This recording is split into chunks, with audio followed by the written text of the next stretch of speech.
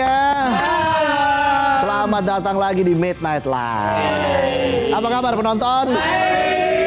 Karena hari ini hari Senin dan besok hari Selasa, langsung aja kita mulai. Inilah Midnight Live.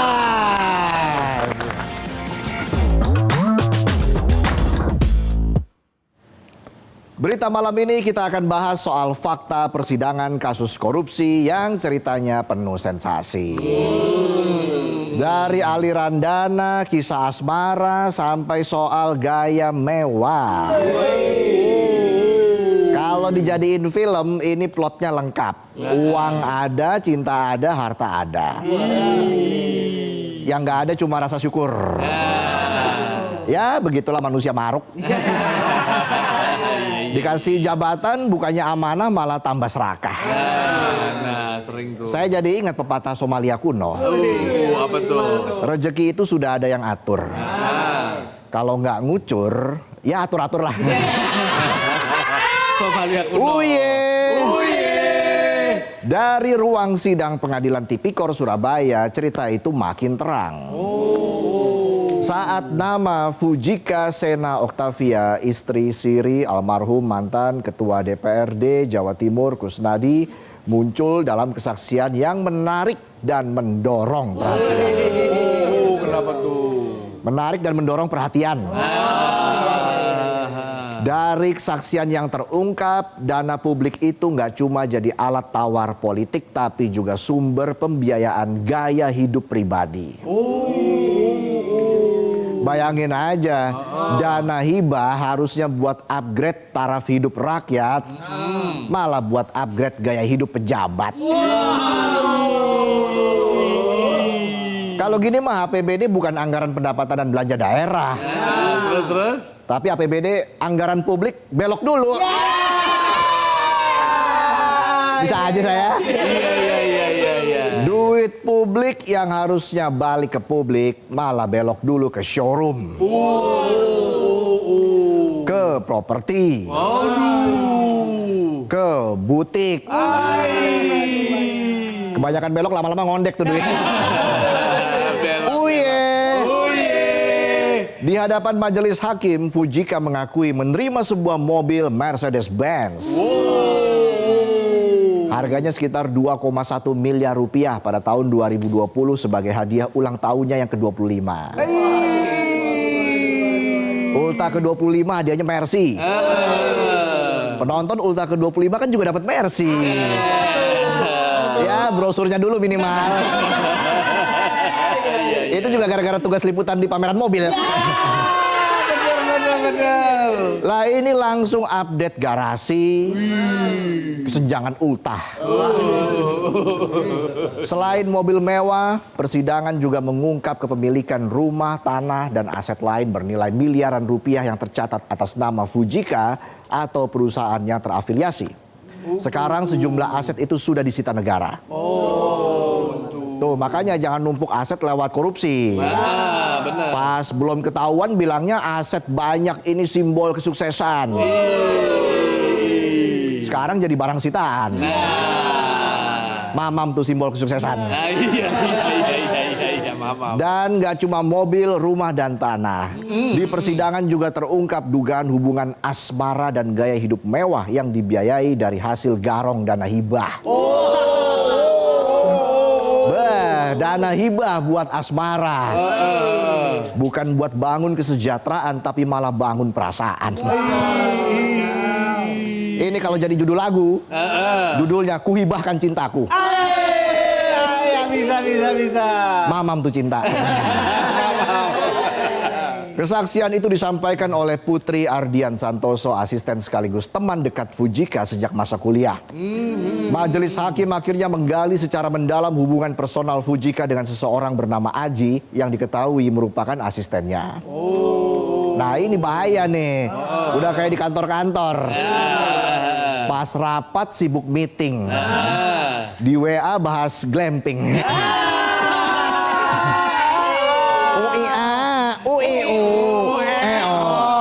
Jadi dalam kesaksiannya Putri bilang kalau dia sering keluar bareng Fujika dan Aji. Hampir semua kebutuhan Aji dibelikan oleh Fujika.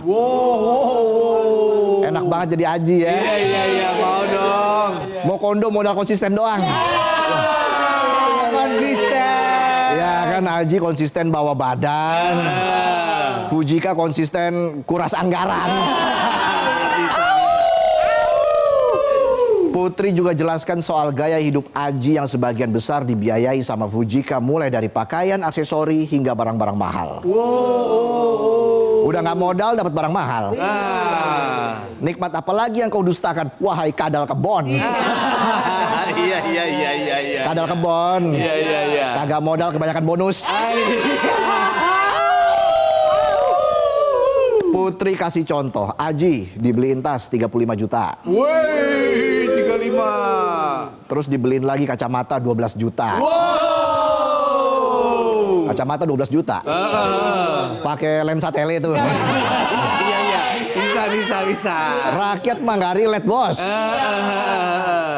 Intinya kacamata mama udah lah. Yang waras, that simple. Iya. Masih aja seliweran tuh kata-kata ya. Dan tipe. Gak cuma itu, dalam persidangan juga terungkap keberadaan satu mobil mewah Rubicon. Kata Putri, mobil itu hadiah dari Kusnadi buat Fujika, tapi dipakai sama Aji. Wih, diwarisi. Buset, dapat Rubicon juga. Iya. Si Aji pakai ilmu apa sih? Iya. Kali bisa di-spill ke penonton. Iya, mau dong, mau. Kali aja bisa dipraktekin kan? Iya. Kasihan nih penonton. Jangankan dapat mobil, yang ada dapat tugas lagi. Nambah mulu tuh tugas. Padahal udah jilat-jilat sampai lidahnya kebas kan. Kesaksian tersebut menambah kompleksitas relasi personal Fujika. Bahkan saksi menyebut Fujika juga diketahui memiliki kedekatan dengan pria lain bernama Indra. Pemain lama ini. Istri siri ketua DPRD iya. Deket sama asisten iya. Nambah cowok lagi iya. Cari apa sih? Sama aja kok, paling durasi aja yang beda. Durasi ketemuannya. Iya kan, ngopi, nonton, jalan. Beragam pengakuan itu jadi pintu masuk jaksa buat menelusuri relasi personal dan politik antara Fujika dan Kusnadi. Fujika bilang perkenalannya dengan Kusnadi berawal saat dia masih mahasiswa Fakultas Hukum Universitas 17 Agustus Surabaya dan saat itu menjabat sebagai Presiden Badan Eksekutif Mahasiswa. Wih, aktivis. Sementara Kusnadi saat itu menjabat sebagai Wakil Ketua DPRD Jawa Timur dan suka dimintai bantuan oleh Fujika untuk kegiatan kampus. Berawal dari proposal kegiatan, terus hubungan berlanjut ke pendampingan kunjungan kerja tanpa status resmi sebagai staf. Oh, jadi staf. Ya ternyata Fujika itu presiden BEM. Awalnya nyodorin proposal, dapatnya hubungan spesial. Bukannya kritis malah romantis. Bahkan dalam perjalanan dinas ke sejumlah daerah, Fujika mengurus keperluan teknis dan menarik uang tunai menggunakan kartu ATM milik Kusnadi. Hingga akhirnya keduanya menikah siri pada 2019 saat Kusnadi bersiap dilantik sebagai Ketua DPRD Jawa Timur. Wih, nikah siri. Buat Fujika tahun 2019 gue banget. Berkah nikah kali ya. Samawa, suami naik jabatan makin cuan, wangi anggaran. Jaksa KPK kemudian mengurai peran Fujika dalam pengurusan dana hibah Pokmas. Dia mengakui jadi perantara berbagai proposal hingga akhirnya puluhan transaksi mengalir ke rekening Fujika. Dalam proses itu ada kewajiban setoran awal atau ijon fee sebesar 15 hingga 20% dari nilai proposal. Wih, gede banget. Dari pengakuan Fujika, jaksa juga menelusuri keterlibatan para terdakwa lain. Jody Pradana Putra, pihak swasta asal Blitar, disebut sebagai penyetor ijon fee terbesar. Dengan total uang yang disetorkan kepada Kusnadi tembus 18,61 miliar rupiah selama periode 2018 sampai 2022, dengan pengelolaan dana hibah pokir hingga 91,7 miliar rupiah. Wih, gede banget. 4 tahun dapat 18 miliar lebih. Ini nggak relate sama penonton. Udah kerja keras, lembur. 4 tahun lagi pensiun. Iya. Iya nggak sih? Iya. Bos gue mau pensiun kali ya. Iya. Jangankan nyentuh miliar, yang ada tabungannya ambiar. Bener. Iya. Habis buat apa sih? Terkait puluhan transaksi yang tercatat mengalir ke rekening Fujika. Awalnya Fujika bilang duit itu sebagai setoran usaha tambang pasir. Pas di persidangan dia ngaku kalau uang itu merupakan setoran pokir. Yeay, akhirnya ngaku. Jadi yang bener tambang pasir apa setoran pokir? Nah. Bohong aja nggak konsisten. Mirip kayak penonton. Kalau pas ditagih utang, pas ditagih bilangnya, bro sorry ATM gua ketelen. Coba melet dah. Bener loh, lidahnya ada logo bank. Beneran ketelen ternyata ya. Balik lagi, KPK juga mengajukan dokumen pembagian dana pokir senilai 120,5 miliar rupiah kepada 14 orang. Dalam catatan itu, Kusnadi disebut sebagai koordinator lapangan alias Korlap. Fujika tercatat menerima alokasi 10 miliar rupiah. Lalu ada nama lain yang muncul yakni A alias ASB yang dalam dokumen tersebut disebut berprofesi sebagai wartawan dengan alokasi 3 miliar rupiah. Ada wartawan juga dapat 3M. Gimana caranya tuh ya? Saya aja belasan tahun jadi wartawan cuma dapat 2M. 2M, makasih Mas. Makasih. Kalau lagi hoki dapat 2T gue. Thank you. Cuma beda bahasa doang. Dan ketika ditanya soal pemisahan dana pribadi dan dana pokir, Fujika menjawab gak ada yang dipisah. Dia bilang uang yang ada di rekening semuanya uang Pak Kusnadi. Sebelumnya dalam perkara ini KPK mendakwa 4 orang yang telah menyetor ijon fee dengan total 32,91 miliar rupiah kepada Kusnadi. Selain Jody, terdakwa lain adalah Hasanuddin, anggota DPRD Jawa Timur terpilih periode 2024-2029 yang menyerahkan 12,08 miliar rupiah. Serta Sukar dan Wawan Kristiawan yang menyetor 2,21 miliar rupiah. Gede. Setorannya miliaran semua. Gak kayak penonton. Setor muka doang. Tapi gak pernah tarik tunai. Padahal ATM-nya udah ditelen tadi. Sementara Kusnadi diketahui meninggal dunia pada 16 Desember 2025 akibat kanker sehingga penuntutan terhadapnya dihentikan. Tapi jaksa menegaskan perannya tetap akan dihadirkan melalui keterangan saksi dan berita acara pemeriksaan. Dari fakta yang terungkap di ruang sidang, dana publik harusnya bikin rakyat sejahtera, malah buat modal asmara dan beli barang mewah. Waduh, parah. Cepat saat menikmati kemewahan, lambat saat memberi penjelasan. Nah, modus. Rapi saat pembagian, ribut saat pertanyaan. Ini bukan sekedar drama pecintaan, tapi soal penyimpangan dan penyalahgunaan kewenangan. Betul. Di saat rakyat disuruh hemat dan tahan keinginan, pejabatnya malah nggak tahan lihat anggaran miliaran. Benar. Hukum harus hadir, kasih kepastian dan keadilan. Betul. Jika penyimpangan terus dimaafkan dan kita memilih diam demi kenyamanan, maka korupsi akan terus jadi ancaman dan keadilan hanya jadi hiasan. Itulah tadi sajian pembuka kami di Midnight Live. Kami akan kembali dengan sejumlah informasi lain. Hari ini hari Senin kita punya Monday Light News. Dan juga nanti akan ada penampilan dari Siska Saras. Yes, banyak banget fansnya di sini ya. Ini penampilan kedua Siska Saras di Midnight Live. Jadi jangan kemana-mana, tetaplah di Midnight Live.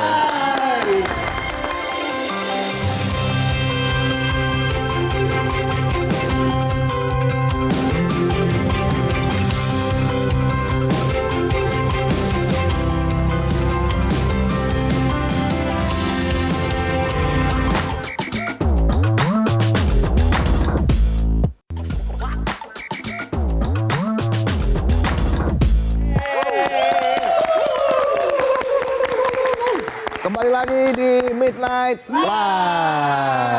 Hari ini kita punya Monday Light News ya. Kalau Midnight Live MNL, ini kita MLN.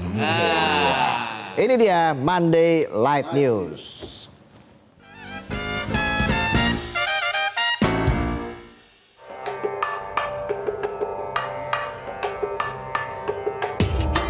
Puluhan warga dari berbagai profesi mengikuti program Hapus Tato Gratis yang digelar Basnas Basis DKI Jakarta di Masjid Agung Sunda Kelapa, Menteng, Jakarta Pusat. Program ini dimanfaatkan para peserta yang ingin berhijrah dan memperbaiki diri di bulan suci Ramadan.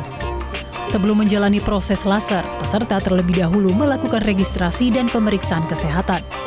Proses penghapusan dilakukan menggunakan laser berdaya tinggi untuk menghancurkan partikel tinta di bawah kulit. Pihak Basnas menyebut program ini sudah berjalan sejak beberapa tahun sebagai bentuk fasilitasi bagi mereka yang terkendala biaya mahal di klinik. Pada hari pertama tercatat 50 peserta dari Jakarta Pusat, sementara hari kedua diikuti 50 peserta lain termasuk dari luar daerah seperti Bekasi, Tangerang, dan Bogor. Salah satu peserta Muhammad Nika Arafat mengaku telah 5 kali mengikuti program ini karena tinta tato di wajahnya cukup tebal dan masih membutuhkan berkali-kali tindakan. Meski memerlukan proses panjang, niat untuk berubah menjadi motivasi utama bagi para peserta. Mereka berharap program Hapus Tato Gratis ini dapat digelar lebih sering dan menjangkau lebih banyak orang, mengingat biaya hapus tato di klinik bisa mencapai lebih dari Rp1 juta untuk 1 kali tindakan. Komunitas Budaya Koja Semarang atau Kojas menggelar pasar kuliner Koja atau Paku Koja di sekitar Masjid Jami Pekojan, Semarang, Jawa Tengah. Kegiatan yang digelar bertepatan dengan momen Ramadan ini menarik antusias masyarakat, baik keturunan Gujarat maupun warga umum yang ingin berburu takjil. Beragam hidangan khas disajikan, mulai dari nasi kebuli Koja, jalacane, kare, samosa, parata, panipuri, hingga aneka olahan berbumbu rempah yang menjadi ciri khas komunitas. Salah satu yang paling dicari adalah bolu lapis Koja premium yang biasanya hanya hadir setahun sekali menjelang Lebaran atau dalam acara pernikahan. Ketua Panitia menyebut kegiatan ini bertujuan memperkenalkan kuliner khas Koja kepada masyarakat luas sekaligus mendukung kebangkitan ekonomi pelaku UMKM di tengah tantangan ekonomi. Meskipun baru pertama kali digelar, pasar kuliner ini mendapat sambutan hangat, terutama karena digelar menjelang waktu berbuka. Sejumlah pedagang mengaku dagangannya cepat habis, sementara pengunjung menjadikannya sebagai ajang nostalgia dan silaturahmi. Mereka berharap pasar kuliner Koja dapat digelar setiap tahun dengan kemasan yang lebih menarik dan jangkauan yang lebih luas.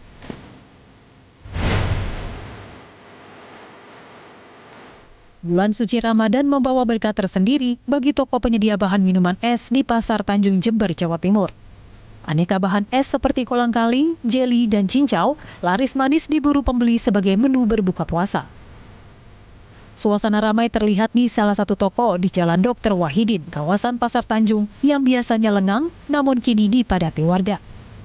Sejumlah pembeli mengantre untuk mendapatkan bahan minuman es, baik untuk dikonsumsi sendiri maupun dijual kembali sebagai takjil. Bagi sebagian umat muslim, minuman segar berbahan es menjadi menu wajib saat berbuka puasa. Ramainya pembeli membawa berkah bagi pemilik toko, yaitu Agustin, yang menyebut volume penjualan meningkat hingga 10 kali lipat dibanding hari biasa. Tak hanya menjual, toko ini juga memproduksi sendiri berbagai bahan minuman es untuk memenuhi tingginya permintaan selama Ramadan.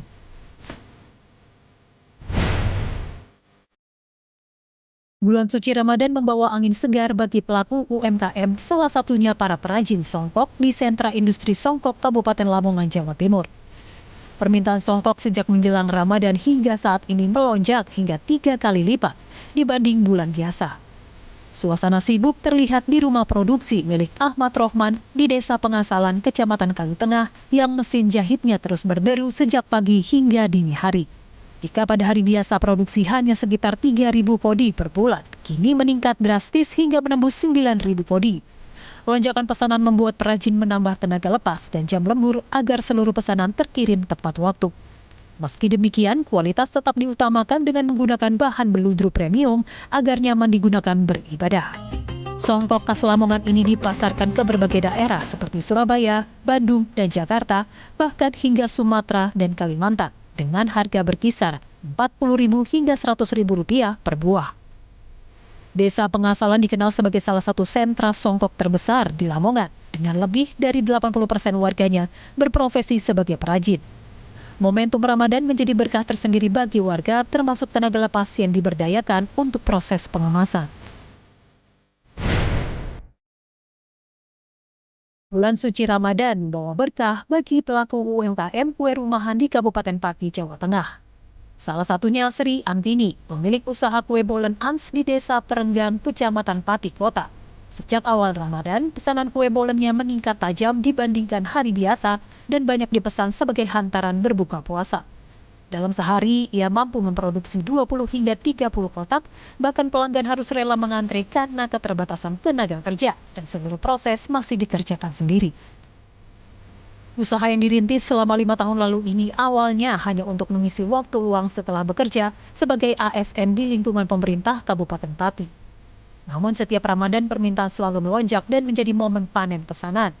Dengan harga berkisar Rp40.000 hingga Rp45.000 per dus, kue bolen bercita rasa manis madu alami ini diminati pelanggan setia. Sri Antini berharap usahanya terus berkembang, dapat menambah tenaga kerja, serta mendapat dukungan pemerintah agar mampu menjangkau pasar yang lebih luas. 3 kucing kepala stasiun menjadi pusat perhatian saat Wakayama Electric Railway merayakan Hari Kucing di stasiun Kishi Kinokawa. Yontama yang menjabat di stasiun Kishi, Gotama dari stasiun Ida Kiso, serta Rokutama yang baru diangkat sebagai kandidat diperkenalkan kepada publik dalam sebuah seremoni meriah. Presiden perusahaan Mitsunobu Kojima bahkan menyapa pengunjung sambil menggendong salah satu kucing, disambut antusiasme wisatawan yang membadati stasiun untuk berfoto dan menyaksikan langsung momen tersebut. Perayaan ini menegaskan betapa para kucing kepala stasiun telah menjadi daya tarik utama yang memikat pecinta hewan dari berbagai daerah bahkan mancanegara. Tradisi unik ini bermula pada 2007 ketika seekor kucing liar bernama Tama diangkat sebagai kepala stasiun saat jalur Kishigawa terancam tutup akibat kesulitan finansial. Putusan sederhana yang dilandasi rasa kasih sayang itu justru membawa perubahan besar karena popularitas Tama berhasil mengubah jalur kereta sepanjang 14 km yang menghubungkan Wakayama dan Kinokawa menjadi destinasi wisata terkenal. Sejak saat itu, ratusan ribu pengunjung datang setiap tahun untuk merasakan pengalaman unik bertemu kucing kepala stasiun, menjadikan kisah ini simbol kreativitas dalam menyelamatkan transportasi lokal sekaligus bukti bahwa sentuhan sederhana dapat memberi dampak besar.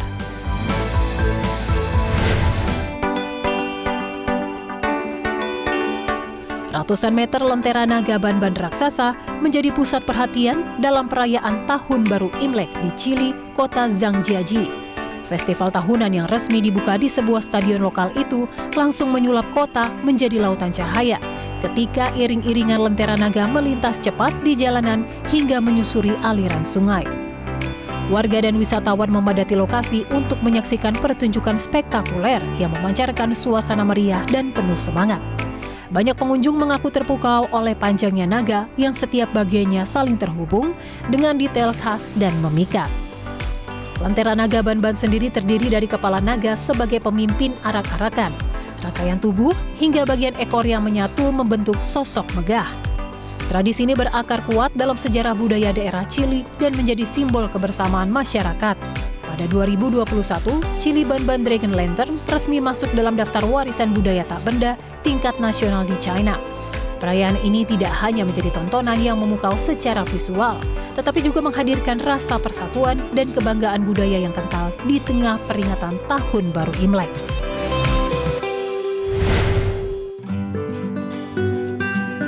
Seekor bayi monyet makaka bernama Punch Kun atau akrab disapa Punch mencuri perhatian publik dunia setelah terekam kamera memeluk boneka orang tua kesayangannya usai ditinggalkan sang induk. Rekaman yang diambil di Ichikawa City Zoo pada Jumat memperlihatkan Punch yang baru berusia 6 bulan bermain dengan boneka bernama Oran Mama. Ia bahkan sempat menolak makan tanpa ditemani boneka tersebut dan terlihat berpegangan pada kaki penjaga kebun binatang. Punch diketahui ditelantarkan tak lama setelah lahir pada Juni 2025 dan kemudian dibesarkan secara manual oleh para perawat satwa dalam lingkungan buatan. Untuk memberikan kenyamanan emosional, pihak kebun binatang menghadirkan boneka tersebut sebagai teman pengganti induknya. Dalam perkembangan yang menghangatkan hati, Punch kini mulai berbaur dengan kelompok monyet lainnya dan menunjukkan kemampuan sosial yang perlahan tumbuh. Dalam video tersebut, ia terlihat berpelukan, saling membersihkan bulu, serta bermain dengan monyet yang lebih dewasa. Pihak Ichikawa City Zoo menyebut, Punch secara bertahap memperdalam interaksinya dengan anggota kelompoknya. Popularitas Punch juga berdampak besar pada jumlah kunjungan, dengan angka pengunjung harian melonjak hingga lebih dari 4 kali lipat dibanding rata-rata biasanya. Kisah kecil tentang kehilangan, kasih sayang, dan proses belajar bersosialisasi ini pun menyentuh hati banyak orang di berbagai belahan dunia.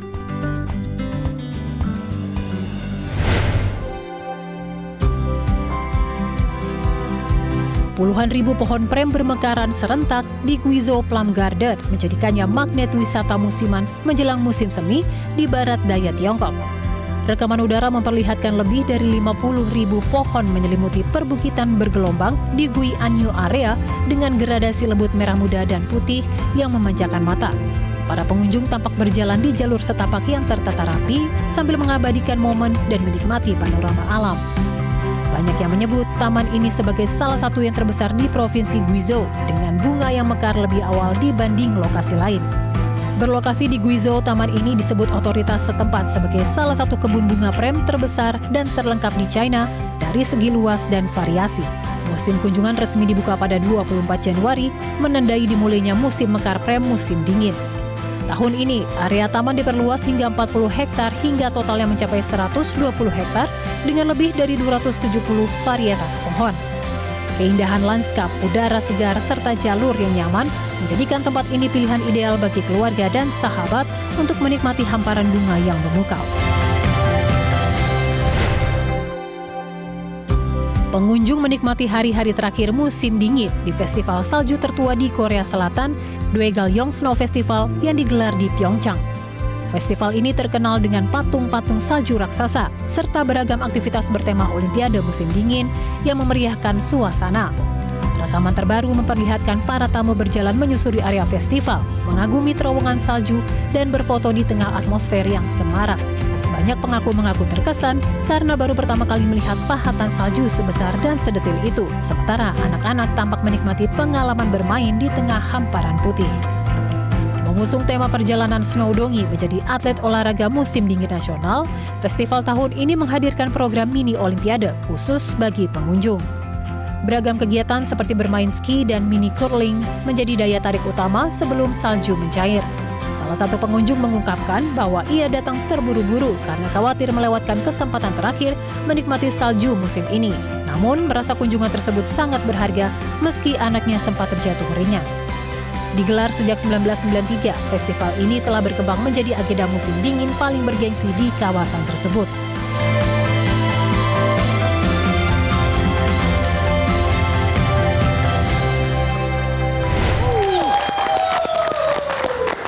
Ya, itu tadi informasi dari Monday Light News. Dan jangan kemana-mana Omania, usai jeda kita akan hadirkan Siska Saras di studio. Hey. Nanti kita akan ngobrol-ngobrol lagi dengan Siska Saras. Jadi jangan kemana-mana, tetaplah di Midnight Live.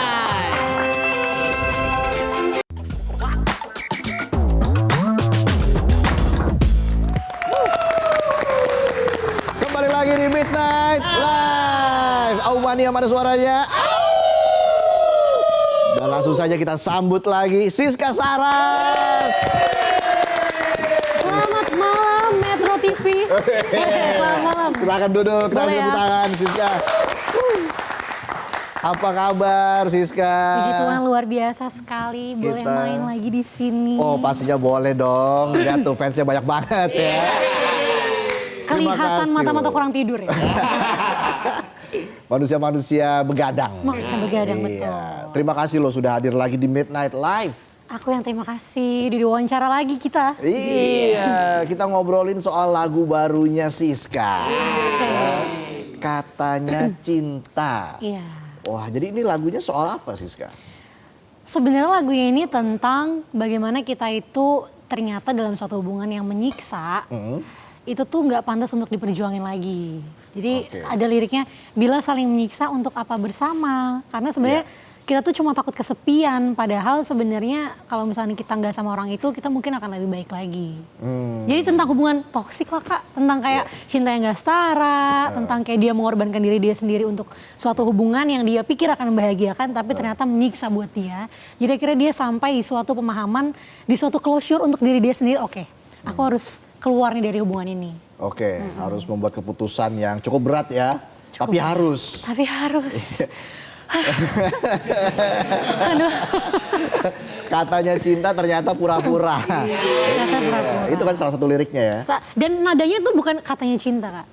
Katanya cinta. Oh, Gitu. Ya kayak katanya cinta. Katanya cinta. Tapi apa kan banyak. Ternyata tuh. pura-pura Nah. gitu ya. Jadi kalau dari proses kedewasaan kamu dalam bermusik ya, apa arti lagu ini? Apa arti single terbaru kamu ini? Ini single ke-6 ya? Single ke-6. Wow, luar biasa. Yeah. Artinya aku tuh selalu merasa dekat dengan semua karya-karyaku. Bukan berarti saat misalkan aku dapat lagu terus aku berusaha sakit hati atau nyari kegalauan supaya aku relate, tapi aku merasa dalam setiap karyaku tuh selalu ada pendewasaan di situ gitu. Nah kalau dalam hal ini seperti apa proses pendewasaannya tuh dalam bermusik? Oh ya, aku ngerasa lebih upgrade aja sih dalam Oke. bermusik. Apalagi kan ini kan balad lagi kalau misalnya dibandingin sama single aku yang sebelumnya. Balad yang kali ini tuh sangatlah susah untuk aku nyanyikan. Kenapa? Karena apa ya? Karena deket banget sama aku, deket banget. Aku tuh membawakannya tuh kayak pas rekaman tuh aku ngerasa aduh emosional banget. Ini aku bisa nggak ya untuk Ini menyanyikan? relate banget sama kamu? Lumayan. Jadi Oke, pantes ya. Itu tantangannya ya. itu tantangannya sebagai seorang musisi kan kita nggak punya pilihan kan Kak. Kayak misalkan, gue lagi galau, gue nggak punya nyanyi lagu galau Iya, kan nggak iya. punya kan. Jadi Iya, mau iya. nggak mau ya hadepin aja. Tapi dari foto covernya itu kan kamu sambil nangis tuh, ya? Iya. Apa pesan tersirat di situ sebenarnya? Apakah memang ya ini menggambarkan kesedihan kamu ketika kamu menyanyikan lagu ini? Tuh kita lihat tuh. Iya, ada bener. air matanya. Air mata. Baru ini menetes. asli loh air matanya. Serius? Iya. Oh wow. Jadi waktu itu pas pada saat photoshoot aku minta lagunya disetel ya. Oke. Terus kayak ternyata gampang banget karena aku bilang oh ini lagunya sangat dekat sekali dengan pribadiku dan mungkin orang-orang banyak yang relate juga gitu. Oke, jadi benar-benar diresapin itu lagunya ya? Semoga tidak terlalu meresapi, cuma iya diresapi ada sih. Iya ya, karena emosional banget loh. Ya. Kelihatan dari mukanya ya. Maknanya lebih yang kayak ke udah berserah lah gitu. Oke. Karena ternyata kalau kata orang kan kalau kita megang sesuatu, kita bertanya sesuatu sampai jari-jari kita memutih tuh sakit gitu. Jadi kayak Wow. pas dia melepas ya dia akan menangis. Iya, Kan iya, nggak ada iya. orang yang siap dengan perpisahan, nggak ada orang yang siap untuk melepaskan orang yang dia cinta. Meskipun sosok yang dia cinta itu sebenarnya udah nggak ada. Yang tersisa cuma cueknya, silent treatmentnya, perselingkuhannya mungkin. Wah. Kita nggak ada yang tahu, nggak ada yang tahu. Aduh. Iya. Dan memang kalau kita bicara soal cinta, di luar sana kan banyak pasangan juga yang sulit melepaskan ya karena takut sendiri, betul kata kamu itu. Apa pesan kamu untuk pasangan-pasangan yang ya sampai saat ini mungkin dalam hubungan yang sulit untuk saling melepaskan, tapi ya ketika itu dilanjutkan juga sama-sama sakit berdua. Iya. Nah, itu apa pesan buat mereka? Mungkin pesan yang bisa aku berikan, aku nggak akan bilang untuk putus atau berpisah karena balik lagi kan orang yang merasakan atau menjalani yang lebih ngerti. Iya. Cuma mungkin kamu harus tahu batasan kamu menjalaninya sampai kamu capek atau kamu sebenarnya membiarkan diri kamu sendiri untuk diinjak-injak dalam cinta. Jadi kadang-kadang kita tuh nggak bisa bedain gitu guys.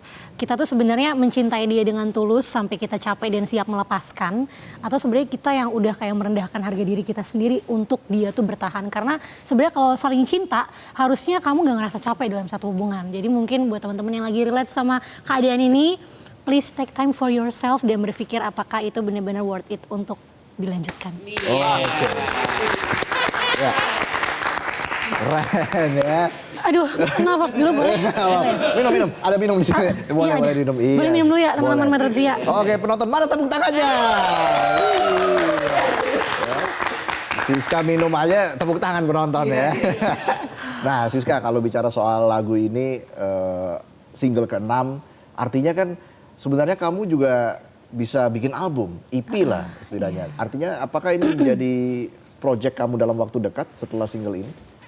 Kalau misalkan dibilang impian tahun ini sih aku pengen banget sih Kak bisa merangkai single aku ini sebagai sebuah album. Jadi Oke. album atau mini album itu adalah salah satu wishlist aku di karir musik aku. Amin, semoga segera tercapai ya. Amin, nanti mungkin full albumnya dibawain di sini ya. Oh boleh. Opening, closing, tengah semua. Iya, semua segmen ada ya. Semua kita masukin pokoknya ya.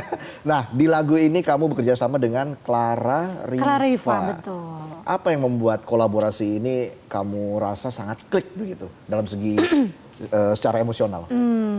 Sebelumnya aku tuh sebenarnya banyak menciptakan lagu bareng sama Kak Riva.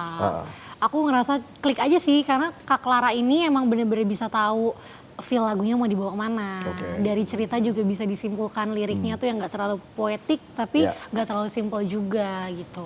Nada-nada pilihannya juga bagus. Jadi aku happy banget kerja sama Kak Clara Riva karena aku tahu banget musikalitasnya dia tuh tinggi banget. Jadi aku sih sebagai penyanyi kadang kalau misalnya ditanya mau workshop sama siapa pasti aku pertama kali Kak Clara deh. Gitu. Oke, karena udah paling chemistry-nya udah paling dapat gitu ya. Iya, aku sih merasa seperti itu. Iya, dan proses pembuatan lagu Katanya Cinta ini gimana prosesnya? Ada momen nggak yang sulit banget buat kamu lupain? Jadi Katanya Cinta ini tuh sebenarnya udah ada sebelum aku rilis single aku sebelumnya Kak. Oke. Jadi ini tuh adalah opsi lagu Katanya Cinta atau lagu yang lain nih yang dirilis. Ternyata diputuskan untuk lagu yang lain ini yang dirilis. Oke. Akhirnya bulan Oktober tahun lalu dicari-cari lagi kan draft-draft yang sudah ada. Akhirnya tibalah Katanya Cinta. Akhirnya kita di bulan Oktober itu kita gubah bersama-sama apa nih yang bisa dipoles lagi. Lirik apa yang bisa dibagusin lagi, yang perlu diganti gitu. Jadi mungkin prosesnya dari Oktober sih. Oh, jadi ada lagu yang lain dulu, yang waktu itu kamu nyanyi di sini juga? Iya, betul. Oke. Pernah juga di sini Tak Berakhir Sama judulnya. Tak Berakhir Sama. Tak Berakhir Iya. Sama. Jadi lagu itu dulu yang rilis dan akhirnya Katanya Cinta akan rilis pukul 12 nanti nih dini hari. Ya. Jadi pertama kalinya Siska tampil membawakan single terbarunya di Midnight Live. Selalu. Kayaknya selalu kayak gitu deh. Selalu ya? Selalu deh. Memang luar biasa. Dan tepat di hari ulang tahunnya. Siska. Wow, Siska. Ke-20. 20 ya. Ya beda 2,5 tahun sama saya. 2,5 tahun ya. Iya. Oke, apa nih harapan kamu di hari ulang tahun kamu? Ini tinggal 45 menit lagi. Demi Siska ulang apa? tahun. Harapannya yang pastinya menjadi lebih dewasa dan bisa menjadi berkat dan kebahagiaan buat orang-orang di sekitar aja sih. Iya, semoga makin disayangi Tuhan. Amin. Semoga kita Makin semua juga. sayang dengan keluarga. Amin. Pasti. Dan semoga lagu Katanya Cinta disukai banyak orang. Iya, amin. Itu juga harapan kita semua. Nah, kalau bicara soal Katanya Cinta ya, apakah proses ini juga membawa kamu lebih selektif dalam memilih pasangan? Misalnya? Yes, definitely. Oh iya? Iya. Jadi Jujur. tipe cowok kamu tuh seperti apa sih sebenarnya? Tipe cowokku sekarang udah gak terlalu spesifik. Oke. Sekarang boleh dilebarin sedikit, tapi yang penting nyaman sampai selamanya. Oh, nyaman sampai selamanya. Iya. Yang bikin nyaman tuh apa biasanya? Ngobrol, nyambung? Aku suka sekali dengan laki-laki yang bisa berkomunikasi, yang gak lari dari masalah, Oke. yang kayak gak merasa diajak perang kalau misalkan lagi ada masalah dan tetap dibahas gitu. Jadi kalau aku ketemu sama cowok yang kayak gitu, ya udah lo menang lo. Wes. Lo ngarep lo. Nah, selama perjalanan kamu ini apa yang paling kamu syukuri dan apa sih yang paling bikin kamu merasa puas dalam hidup kamu? Aku bersyukur banget dengan penggemar yang masih mengikuti aku mungkin dari zaman aku idol group, JKT48 dulu sampai sekarang. Aku bersyukur karena masih ada orang yang ternyata menanti-nantikan karyaku. Dan yang pastinya itu yang bikin aku terus termotivasi memberikan karya yang baru sih di industri musik Indonesia ini. Dan kayaknya aku tidak akan menyerah sih untuk memperkenalkan siapa Siska Saras dan seperti apa musik Siska Saras kepada penikmat musik Indonesia. Jadi semoga lagu ini bisa menjadi salah satu sarana aku bisa dikenal lagi. Oke. Apa mimpi kamu, harapan terbesar kamu ke depan? Aku pengen banget punya solo konser. Solo konser. Nanti iya. Metro TV mau ngeliput ya? Oh iya. Kita akan bacakan beritanya di Midnight Live. Iya. Solo konser itu sudah terpikirkan kamu sejak sekarang ya? Iya, aku tuh sebenarnya dulu tuh pernah bikin mini konser gitu Kak, solo juga. Tapi sekarang aku kayak ngerasa, aduh aku pengen banget sih punya solo konser yang emang lagu-laguku gitu. Dengan kayak live band, full band, bisa undang banyak orang. Iya. Gitu. Apa harapan kamu juga untuk dunia musik di Indonesia dengan perkembangan teknologi yang semakin tinggi ya? Dan ini kan juga jadi modal kamu juga ya untuk memasarkan musik kamu, lagu-lagu kamu. Nah, apa harapan kamu untuk dunia musik Indonesia? Harapan aku yang pastinya semoga semua pekerja seni di Indonesia, khususnya musisi itu tidak capek atau tidak lelah untuk terus memberikan karyanya sih. Oke. Meskipun mungkin sebagai penikmat musik juga, dan aku lihat kan Indonesia tuh kadang orang stereotipnya udah kayak susah menerima lagu yang istilahnya lebih individualis atau kayak gitu-gitu. Jadi aku idealis maksud aku. Jadi aku pengennya semoga para penikmat musik Indonesia atau di semua musik tanah air ini bisa diterima oleh semua masyarakat sih. Oke. Maksudnya kayak kebebasan ini semoga bisa menjadi penyemangat untuk para musisi memberikan karya mereka yang terbaik. Oke, keren. Iya. Semakin penasaran kan? Wah, bentar lagi ulang tahun loh Siska nih. Di countdown di Artinya juga katanya cinta akan segera rilis. Betul sekali. Kamu Pisces berarti ya? Pisces. Oh, berarti Kakak apa? saya Libra. Oh, Libra. Berarti kamu orangnya ini ya, komitmen kuat, pemaaf juga. Oh, pemaaf ya orangnya ya? Pemaaf banget sampai bingung ini di Jatin beneran berkali-kali ya bagaimana? Makanya langsung dengerin aja lagu Katanya Cinta ya. Yes. Siska, sukses selalu buat karir kamu. Amin, terima kasih. Sampai jumpa lagi di Midnight Live ya. Kita tunggu lagi kedatangan kamu di Betul sini. sekali. Dan langsung saja ini dia Siska Saras dengan Katanya Cinta. Yeay.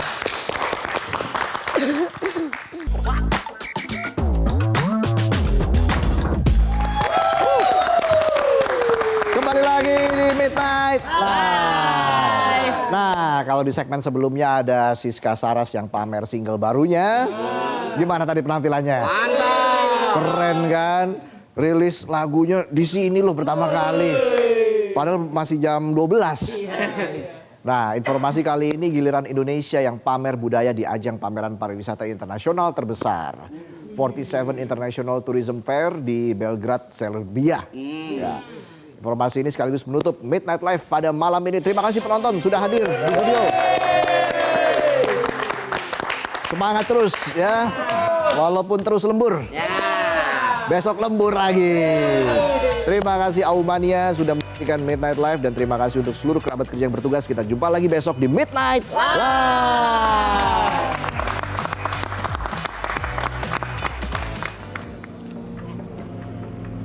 Ajang pameran pariwisata internasional ke-47 kembali digelar di Belgrade Fair, Serbia sejak 19 hingga 22 Februari lalu. Sebagai salah satu pameran terbesar di Eropa Tenggara, ajang ini menjadi magnet bagi ratusan pelaku industri global, mulai dari perhotelan hingga agen perjalanan dunia. Indonesia tak melewatkan momen ini untuk memperkuat diplomasi budaya dan pariwisata. Kedutaan Besar Republik Indonesia di Belgrade bersama Perhimpunan Pelajar Indonesia Serbia hadir mempromosikan berbagai destinasi unggulan Nusantara kepada masyarakat internasional. Mengenalkan Indonesia di Eropa Tengah dan Selatan. Kesempatan baik ini bisa dimanfaatkan oleh semua pihak. Dan tentunya kerjasama KBRI di sini diharapkan bisa berlanjut dengan mengetengahkan peran daripada sektor swasta untuk mendukung sektor pariwisata. Yang menarik, promosi ini dimeriahkan oleh pertunjukan tarian tradisional Indonesia yang dibawakan oleh para penari asal Serbia.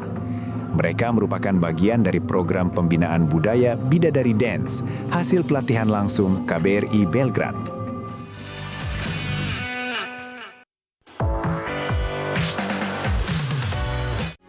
Metro TV,